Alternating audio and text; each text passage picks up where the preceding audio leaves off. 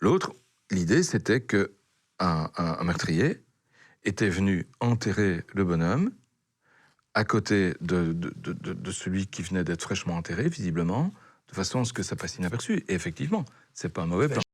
Et les enquêteurs se lancent alors, puisque je leur dis, écoutez les gars, moi, j'ai jamais vu quelqu'un qui enterrait une de ses victimes dans un cercueil, ça je connais pas. Donc il y a un problème. Quand ils sont remontés dans les annales du cimetière, ils se sont rendus compte que à la même période où est mort le grand-père, il y a un autre bonhomme qui est mort, un indigent, quelqu'un qui n'a pas de sous et surtout qui n'a pas de famille. Et là, les fossoyeurs, plutôt que de s'emmerder à creuser un trou pour un enterrement qui n'aurait pas lieu avec des gens qui ne viendraient pas, ils l'ont enterré en même temps que le grand-père. Du coup, le grand-père parti, on gagnait une tombe et j'ai fait réenterrer le monsieur à cet endroit et il a maintenant une croix avec son nom dessus. Avec sa date de naissance et de décès. Mais t'as des trucs très différents, c'est intéressant ça. Oui, en fait, t'as pas que des meurtres. En médecine légale, t'as tout ce qui concerne la mort. On l'a vu, hein. Les deux dames dans l'escalier, il n'y a pas de meurtre. Les deux petites vieilles, il n'y a pas de meurtre.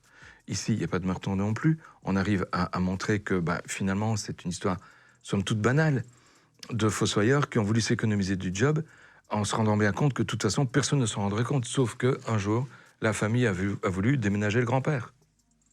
Et puis, dans un autre cimetière, enfin, c'est pas un cimetière, là. C'est carrément voie publique.